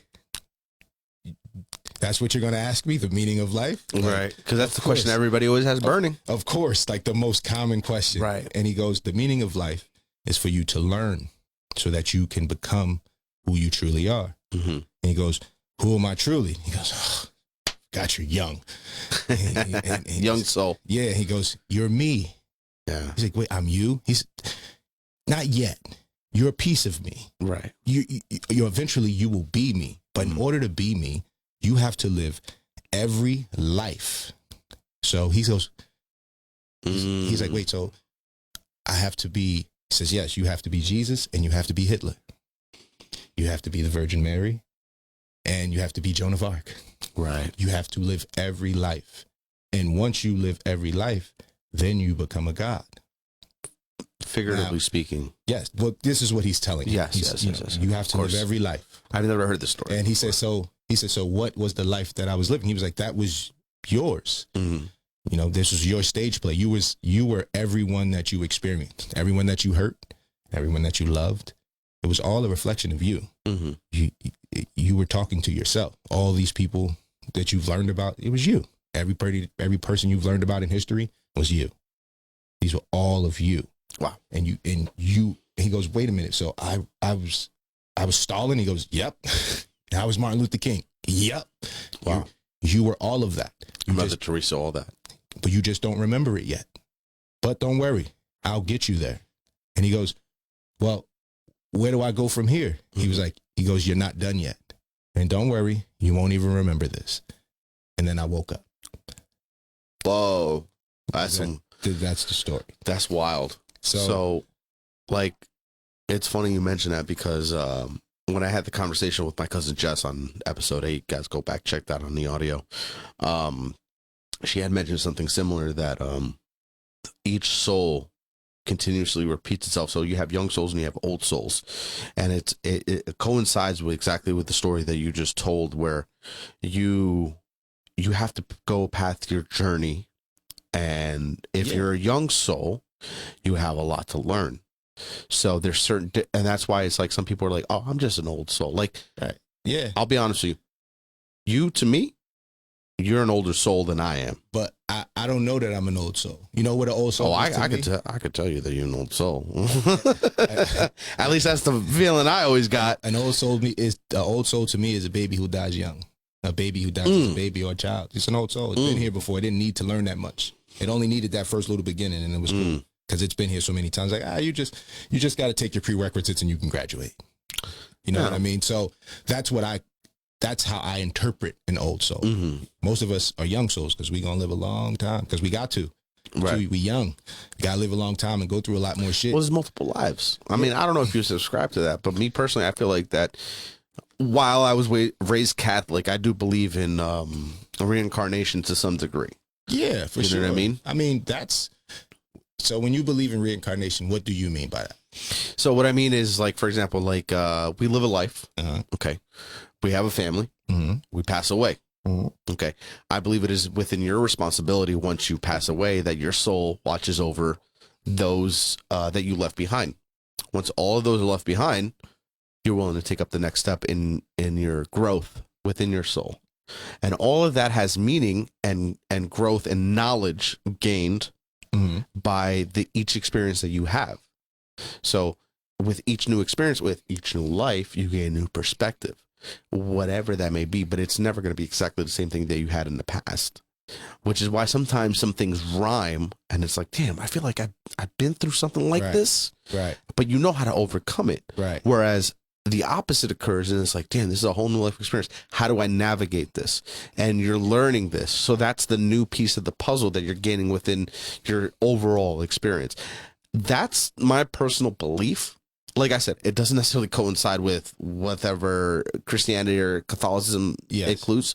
But then again, too, it's like, how can one take on religion that they were given for thousands of years? Mind you, not to disparage any existing religion, but at the same time, too, you have an exposure, if you will, in the time that we live in with so much knowledge, so much gain that you can't help but to interpret a little piece of this, a little piece of that, join it together and gain the overall picture. Which is why I feel like that the time that we're currently living in with so much information that we're able to gain, it is our responsibility as humanity to try to interpret that the best way possible. And yeah, there's always people that are going to fuck it up. Yeah. You know what I mean? That's because interpretation is different for everybody. It's an opinion. It's an asshole. Everyone's got one. yeah, for sure. That's why I asked you about what reincarnation meant to you, because I know, like, for me, reincarnation is your family lineage. Like, so for me, reincarnation is not, and I'm not an individual. I'm part of a group. I'm part of this one string. I'm just this. I'm just this part of the string. I'm this chord on the guitar. You may be your father's son at a later point, but I am, is what I'm saying. Like, or you have been. I am the same soul that started, who made my lineage. I'm the same. That person is the same person. Yeah. Living through, that's reincarnation. That's not the first time I've heard that either, so, which is fascinating to me. That's what I see with reincarnation, where it's like, you know, if like I used to, like, I remember one time watching my grandfather, and he was sitting, he was at the top of the steps. It was my father, it was me, my cousin, my uncle, somebody else was there too. Oh, Chris, Luke, my uncle's son. He had 3 generations of the men in his family, and I just remember him sitting at the top of the steps smiling. You know what I mean? But it wasn't just, I guess, yes. It was the pride of seeing the generations. For me, I think it was more like he knew, like I'm gonna live forever. They're me. Right. You can't get him without him. You can't get him without him. You can't get him without him. You can't get him without me. No matter what, you go on in some way, shape, or form. You know what I mean? So I guess for me, like, what reincarnation is for me is not It's not you. Mhm. It's not the person. Right. It's not your thoughts. It's not your personality. It's none of that. All of that is part of the physical plane. Your thoughts, what you've learned. That's all part of the It's physical the environment. plane. It's just the spirit. It's the spark that keeps going. Yeah. That's your reincarnation. Yeah. That spark. All the other shit is fake. It's fickle. Right. You know what I mean? Like that's why that's a fascinating way to look at it. that's why you actually. it's all fake. It's all, that's why you have twins, same body, different spirits. Right. That's how you tell them apart. You talking to them and you go, that's crazy, I right? thought you was Tamara, you Tina. No, I could tell you apart by your energy. You know what I mean? Like, even, you know who are, like, I always, for me, like, my biggest help towards my success has always been women. Mm. Because I was taught that women are they are the strongest and greatest thing on the planet. And normally the way I explain that is through religion. So I go, okay, well, if you're Christian and, you know, you believe in Adam and Eve, they, as the book says, Adam was first, right? Adam is the only thing God made from the dust, right? Now, first don't always mean better.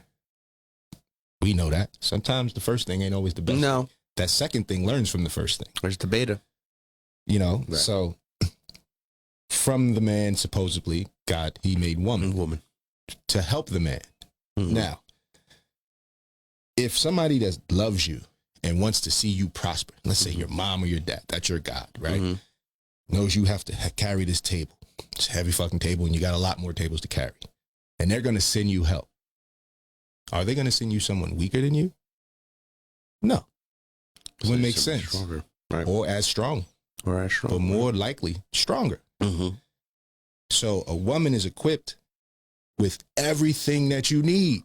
She's strong. She's strong. She's stronger than everything on the planet. nigga. She's equipped with everything you need. Yeah. If you know how to extract it, if you know how to talk to her the right way, work with her the right way, she will give you everything that you need. So the woman is the only thing that takes the metaphysical into the physical. You think about having a child, you tell her, she agrees.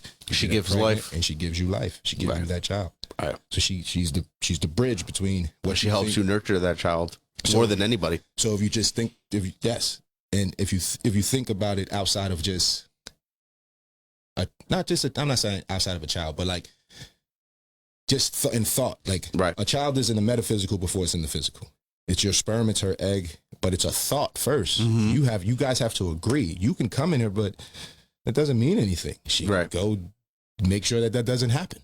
So it has to be a thought that turns into the physical. She's the only mother that can do that on the planet. I can't do it. You can't do it. The only woman that can do it, the person that can do it is a woman. Right. So if she can do that with a child, imagine what she could do with your goals. It's not a child. No. It's not even dangerous to kill. A child can kill her by agreeing to that. Yeah. So if she can take the metaphysical, which is in your thoughts, and bring Right. it to life, Right. imagine what she could do with your thoughts to bring to life. Yeah. So that's how I was kind of groomed as a And even that support, even if you have that thought, that support from a woman that is close to you, that means something to you, will make it come to reality. yeah. Shout out to my wife, by the way. But that's why that's why the saying goes, behind every strong man is a strong woman. That's true. That's true. That's true. And I think that's something that we as you get older, I think we tend to lose, especially now with social media, we tend to lose the respect that we are supposed to have for each other. Mm-hmm. You know, like we're not supposed to be the same. You know what I mean? I don't think anything is supposed to be equal. Nothing in life is equal. It's supposed to be even. If your Right. effort is even, I would never expect someone to do what I'm doing. Even with my friends group, like I used to tell people, I'm not the like, if someone comes and hangs out with me and they never pay for anything, it does not bother me because that's not what you're here for.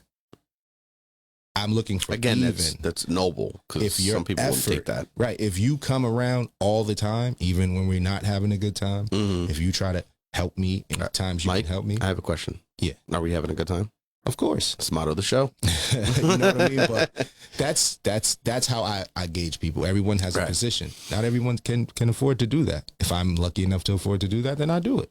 You know what I mean? It's giving to others that you're able to reciprocate. That's how you know who you are. You Right. find out who you are through other people. That's true. You That's so true. You don't find out who you are in isolation. You No. find out who you are in a group. That's how Right. you figure out who you are. Right. Because you know who you're not. Right.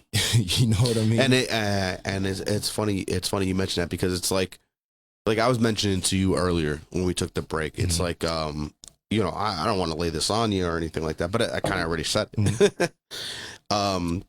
Both you and other people that have been involved in my life has shaped me into the person that I am today, whether intentional or not. But nonetheless, those experiences, both male, female, those experiences that you've had, those interactions you've had with each individual in your life, whether like I said, intentional or not, or whether responsive or not, have shaped your thoughts and your mind as well as your soul. Yeah, for sure. Into the person that you end up becoming. Now, the person that you end up becoming is entirely up to you, but those how should I put this? The building blocks.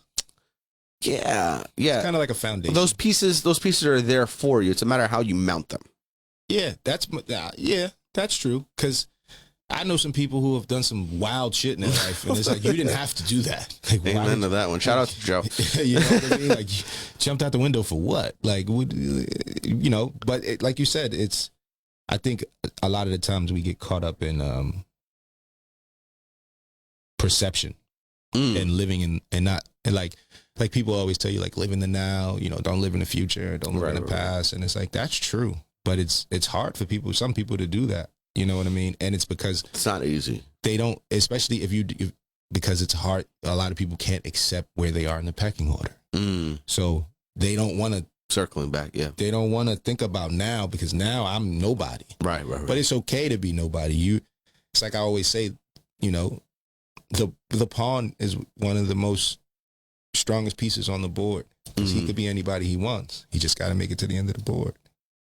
I'm sure he could be the last man standing too. Right? He gets sacrificed all the time, of course. Right. You know what I mean? Everybody wants to be a king, a queen, a bishop, and it's like, I don't mind being a pawn. I know I'm a pawn, but that's okay. So all I got to do is make it to the end of the board, and I could be whoever I want to be. It's the hierarchy.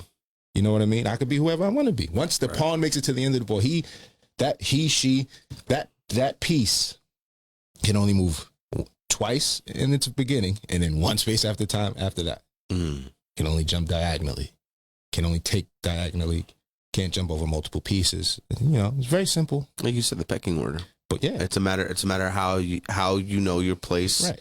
But and how to navigate that. Exactly. Once you know who you are and you understand it, it doesn't mean that's all you have to be. But now you know how to move through the board.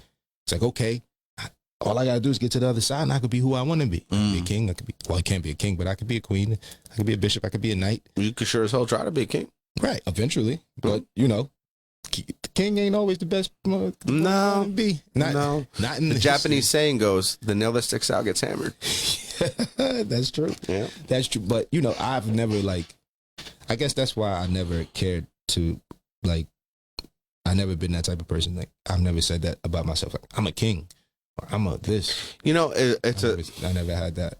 That phrase kind of bothers me. You are a king. You are a queen. Who the fuck told you that shit? Right. Who told you that? What did you do to deserve that shit? Like, I see that shit all the time on social media. You are a king. No, fuck all that. What did you do to get there? But a lot of times people don't really understand what that means. Kings are not, they don't have the best lives. No, they don't. Queens don't have the best lives. Look at Rogan, man. You know what I mean? He's the king of podcasting. Look at the shit he getting. But who wants to do that? He's going through that. I think a lot of what he's going through. Well, that's a whole other thing in itself. But I'm just saying, like, as an example, you know? Yeah, it's just for him. That's different because that's more popularity than it is anything. When people call themselves kings and queens, I think it's just that motherfucker sure so doesn't look at himself that way. That's the other thing too. No, that I respect him for. But I think it's just people trying to feel good about themselves, which is not. There's nothing wrong with trying to feel good about yourself. No. I think everybody should feel good about themselves, but it's not even a but. It's more just trying to be, I guess I'm more of a realist. You know what I mean? Like I said, I just never went through that I never had to go through that phase. You know what I mean? Right. I've always accepted who I was, where I was, and when I was. So for the most part, it was never a real issue for me. You know? Let me ask you this, right? Because I've always known you to be a very thought out person, a very person that has their, for lack of better words, their shit together, right? Regardless of the age, right? At what point did you realize that you are the person that you are today? Or does that even apply to you? It does. I would say no. I don't think that. I respect that, by the way. I don't think I ever realized who I was becoming and who I'm still becoming. I think it was more of I was passionate about how I wanted to affect the world. That was my passion. Like, I knew that I wanted to be of service. I knew I wanted to help people, accomplish their dreams along with accomplishing my own dreams, which was to help people accomplish their dreams. I could see myself always being in a very supportive role amongst people. So I never knew what that was, what to call that. Still don't know. You're still learning. You know what I mean? So that's awesome, by the way. Like I never knew what to call that. It was no name for what I was trying to do. You know what I mean? I didn't want to be a rapper. I didn't want to be an actor. I wanted to affect the world in a different way. You're the man behind the curtain. That's always what I love the Wizard of Oz for that reason. Oh, you know what I'm saying? Like, there you go. That's a perfect interpretation. Like, I think the biggest influence I've ever had would probably be The Great Gatsby. That was when I saw that, I was like, that's kind of how I want to be. Like, he threw great parties and everyone had a great time and no one had ever seen him, but everyone met him. Right. But no one actually knew who was throwing a great party, but who cared? It was a great party. But yeah, you're still experiencing it. You know what I mean? Yeah. And everyone is telling stories about him. That's an interesting perspective on that. I gotta say. Everyone has a story about him, but no one who knows if they're telling the truth. And he's standing there and they're like, yeah, I saw Gatsby last week. And he's standing in the circle like, you don't say. You know what? That almost seems godlike to me because it's very ominous. Yeah, I guess, that's how I always interpreted that particular story. I could see that. I thought of it more of, like it was, for me, it was like the way I interpreted it was like he enjoyed hiding in plain sight. You know what I mean? Like, the best way to hide is in front of everybody. It's hard to see me if I got everybody around me. Well, if they're under your nose, you can't see them, right? And right over your head. Or that too. So it was that I like that about the story, where he was able to, he had a whole nother life. He was a whole nother person. But to these people, he was awesome. And that's all that mattered, because he affected them in a whole different type of way. He was going through his own demons. He had his own demons. He was battling his own shit. Yeah. But that didn't matter. He made sure that everyone else had a good time. He made sure that everyone else was living, and it was cool for the moment. Right. You know what I mean? So I think from seeing that, I was pretty intrigued. This the younger version of me was like, that's what I want to do. I don't really care for personal. There's a lot I'm gathering from this, by the way.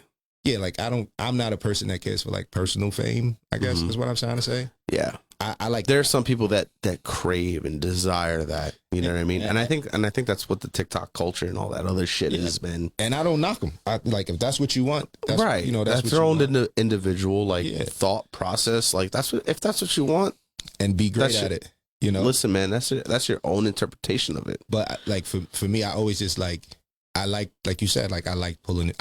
I enjoyed circuses when I was a kid. My mom used to take us to the circus all the time. Okay. And the best part about the circus for me, I used to watch the guys on the top on the catwalk pulling the strings, moving the lights, and then I would look up and then I'd look down. And the ones that made the show work. Right. So I was always intrigued with that. So you're in a good spot. Where you at?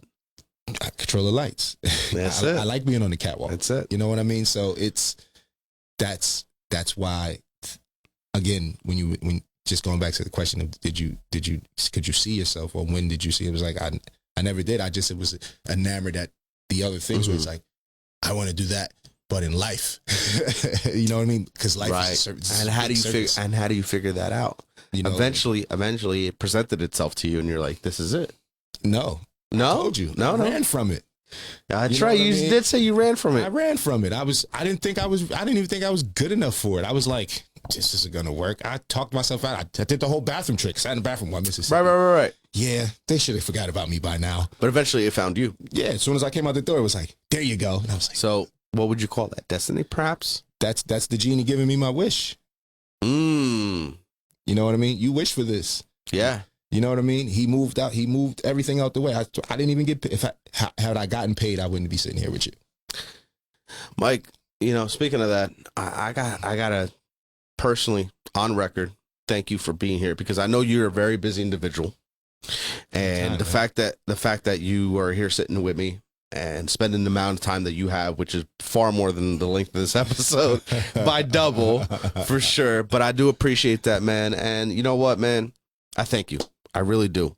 Because, yeah, man, like I said, man, with you and many others that I've had the privilege of meeting in life. Yes. Okay.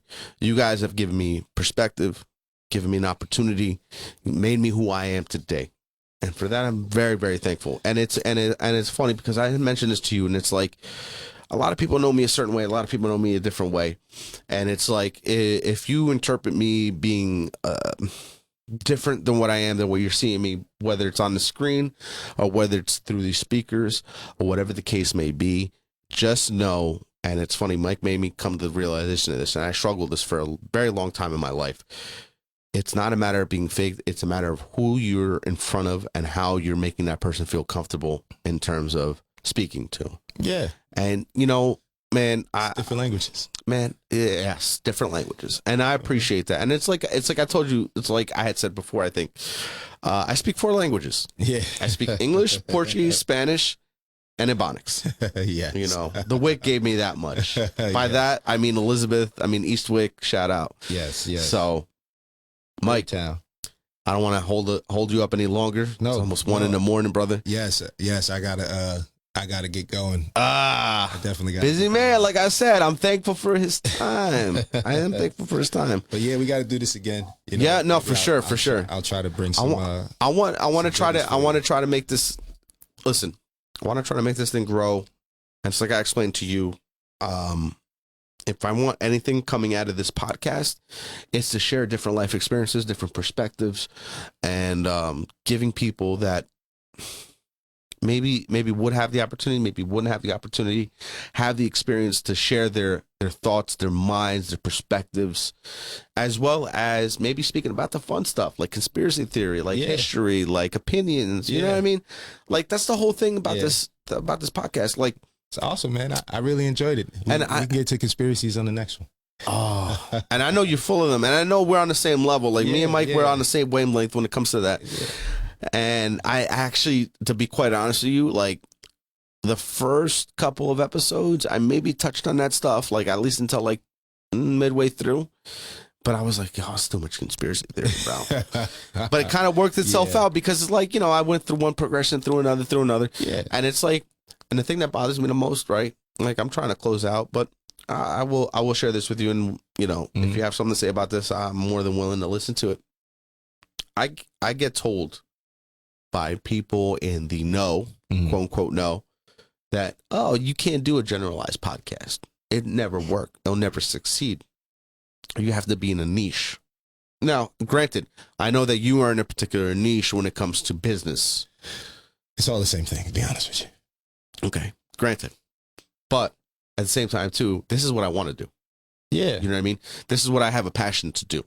Yeah. The fact that we're sitting across from each other after knowing each other for years and not speaking to each other on face to face in a very long time and making this happen, to me, this is a passion. You know what I mean? Yeah, for sure. Like I enjoy this conversation. That's all that matters. As long as you enjoy it, trust me, like I enjoy human interaction. People can people can say you're like, hey, it's, you can't do that. And they're just projecting. It's like, you can't do that. Manifestation, brother. Right. They can't do that. You know what I mean? For you, the sky's the limit. You know Right. what I mean? So a lot of times when people are telling you that, they're not telling you that because they hate you. They're telling you that because they're scared. They love you and they don't want to see you get hurt. And they're talking from their own limitations. Right. But, I'm sure there's been plenty. Well, personally, I haven't ran into this yet, but I'm sure there's plenty of people out there that have. I can think of at least one. I'll tell you off air. Mhm. At least one person that is kind of like hated on me, and I've kind of picked up on it through the undertones. Yeah, of course. They're like, I don't want to hear what you have to say. I don't care. You know, Yeah. this is stupid. Forget whatever you're trying to do. Yeah, yeah, I'm gonna cut myself off. yeah. Right. Uh-huh. So, and you know, one of those people, the other person, you don't know, but that's besides the point. Uh-huh. But the thing is, like, this is what I want to do. Right. Yeah. The same thing as what you wanted to do. It found you. Maybe Yeah. this found me. All you gotta do is ask the genie for your wish, man. That's it, man. It'll give it to you. And everybody, on that note, Mike, I thank you again. Do you want to shout out? Nah, No shout outs. I don't have any shout outs. I'm tired. You want to tell the people where they can find you, perhaps? Yeah, man. If you go to Instagram and go to Skypeople, man, you can find me there. If you got any questions or anything, DM me, man. Everything's gonna be lower below on the descriptions. Any startups? That's it. If you got something good, come see my man right here. Yes, sir. All right, everybody. I appreciate each and every one of you. Feel free to leave a like and subscribe. And until next time, just always remember, have yourself a good time.